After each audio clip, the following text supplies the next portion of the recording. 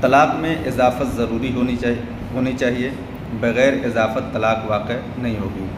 خواہ حاضر کے صیغہ سے بیان کرے، مثلاً تجھے طلاق ہے، یا اشارے کے ساتھ مثلاً اسے یا اسے یا نام لے کر کہے کہ فلانی کو طلاق ہے، یا اس کے جسم و بدن یا روح کی طرف نسبت کرے، یا اس کی کسی ایک ایسے عضو کی طرف نسبت کرے جو کل کے قائم مقام ہو، جیسے گردن، سر، شرمگاہ، یا جزو شائع کی طرف نسبت کرے، مثلا نصف، تہائی، چوتھائی وغیرہ، یہاں تک کہ اگر کہا تیرے 1000 حصوں میں سے ایک حصے کو طلاق، تو بھی طلاق واقع ہو جائے گی۔ مطلب کیا ہے اس کا کہ صرف اتنا کہا طلاق، آگے پیچھے کچھ نہیں بولا، تو اس سے طلاق واقع نہیں ہوگی، اس کے ساتھ اضافت چاہیے۔ کیا اضافت کا مطلب کیا؟ تجھے طلاق، تجھے طلاق۔ اب تجھے جو لگا رہا ہے نا، اس کی اسی کو بولتے ہیں اضافت، تجھے طلاق، یا نام لے کر کے کہا فلاں کو طلاق، تو یہ جو نسبت ہے، اس نسبت کا اس کے ساتھ ہونا ضروری ہے۔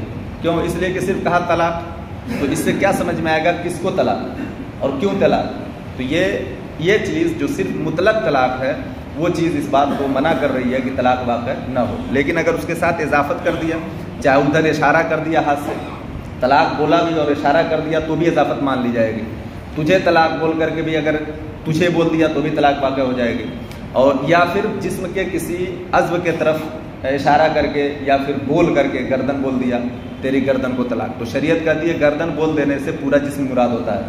بول دیا تیرے سر کو طلاق، تو سر بولنے سے پورا جسم مراد ہوتا ہے۔ شرمگاہ کو بول دیا تیری شرمگاہ کو طلاق، تو شرمگاہ سے بھی پورا بدن مراد ہوتا ہے۔ تو یہ لفظ جو ہیں، کچھ جز ایسے ہوتے ہیں بدن میں جس کے بولنے سے پورا جسم مراد لیا جاتا ہے، اور کچھ ایسے ہوتے ہیں جس سے پورا بدن مراد نہیں لیا جاتا، جیسے انگلی ہے، تو انگلی اگر کسی نے بولا تیری انگلی کو طلاق، تو اس کو طلاق واقع نہیں ہوگی۔ تیرے ناخن کو طلاق، تو طلاق واقع نہیں ہوگی۔ مسئلہ آگے آ رہا ہے۔ اگر سر یا گردن یا ہاتھ رکھ کر کہا تیرے اس سر یا اس گردن کو طلاق، تو واقع نہیں ہوگی۔ ہاتھ رکھ کے کہہ دیا تیرے اس گردن کو طلاق، تیرے اس سر کو طلاق، تو ہاتھ رکھنے کی وجہ سے یہ خاص ہو گیا صرف سر، اور صرف سر کو طلاق کیسے ہوگی؟ پورے جسم کو طلاق دینا پڑتا ہے۔ تو ہاتھ رکھ کے صرف سر کو خاص کر دیا، لیکن ہاتھ نہیں رکھا، دور سے کہا تیرے سر کو طلاق، تو اس کا پورا بدن، شریعت کہتی ہے کہ پورا بدن مراد لے لیا جاتا ہے۔ بات سمجھ رہے ہیں؟ ہاتھ رکھ دیا تو وہ جگہ خاص کر دیا، اور ہاتھ نہیں رکھا، دور ہی سے کہہ دیا تیری گردن کو طلاق، تیری سر کو طلاق، تیری شرمگاہ کو طلاق، تو دور سے جو کہہ رہا ہے تو اس کا پورا بدن مراد ہوگا، بیوی کو طلاق واقع ہو جائے گی۔ لیکن ہاتھ رکھ کے کہہ دیا تو صرف سر بولا، وہ خاص کر دیا، تو ہاتھ رکھ کے کہنے سے طلاق واقع نہیں ہوگی، دور سے کہا تو طلاق واقع ہو جائے گی۔ ہاتھ یا انگلی یا ناخن یا پاؤں یا بال یا پنڈلی یا ران یا پیٹھ یا پیٹ یا زبان یا کان یا منہ یا تھوڑی یا دانت، پسینہ، سینہ، پستان کو کہا، اسے طلاق تو واقع نہیں ہوگی، کیونکہ یہ چیزیں جو ہیں ہاتھ، ناخن وغیرہ جو بھی جتنا نام گنایا میں، اس سے پورے بدن مراد نہیں ہوتے ہیں۔ شریعت کے اعتبار سے پورا جسم مراد نہیں ہوتا ہے، جتنا بولا اتنا ہی مراد ہوتا ہے۔ لیکن وہ جو 3 اوپر میں نے نام لیا، سر، گردن اور شرمگاہ وغیرہ، یہ بولنے سے پورا جسم مراد ہو جاتا ہے۔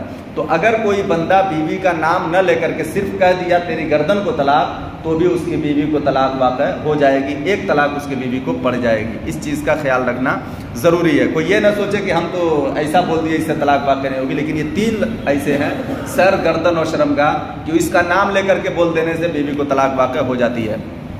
اگر کہا تجھے مکہ میں طلاق، یا گھر میں طلاق، یا سائے میں طلاق، یا دھوپ میں طلاق، تو فوراً طلاق واقع ہو جائے گی۔ یہ نہیں کہ مکہ جب جائے گی جب طلاق پڑے گی۔ ہاں، اگر یہ کہے میرا مطلب یہ تھا کہ جب مکہ کو جائے طلاق، تو دیانتاً یہ قول معتبر ہے، قضاء نہیں، یعنی طلاق واقع ہو جائے گی، لیکن قاضی کے پاس فیصلہ کرنے کے لیے جب جائے گا تو قاضی اس کا فیصلہ نہیں کرے گا، طلاق کا حکم نہیں دے گا۔ اور اگر کہا تجھے قیامت کے دن طلاق، تو کچھ نہیں، کیونکہ یہ کلام لغو ہے۔ قیامت کے دن طلاق دینے کا کیا مطلب ہے؟ مرنے کے بعد کون سی طلاق ہوتی ہے؟ تو اگر یہ کسی نے کہا قیامت کی شرارتیں ہیں، یہ سب لوگوں کے منہ سے جو شرارتیں ہوتی ہیں وہ اس کا ذکر ہو رہا ہے، تو کہا قیامت کے دن طلاق، تو اب یہ تو کوئی بات ہی نہیں ہوئی قیامت کے دن طلاق۔ اور اگر کہا قیامت سے پہلے طلاق، تو جس وقت کہہ رہا ہے اسی وقت طلاق پڑ جائے گی۔ ایسا نہیں ہے اب کیا جانتا ہے قیامت کب آئے گی، تو جب جانتا ہی نہیں تو جس وقت کہہ رہا ہے اسی وقت بیوی کو طلاق واقع ہو جائے گی۔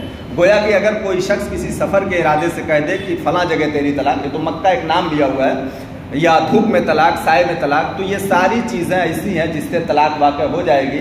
وہاں جانے کا انتظار نہیں ہے کہ جب بیوی جائے گی تب طلاق ہوگی۔ کیوں؟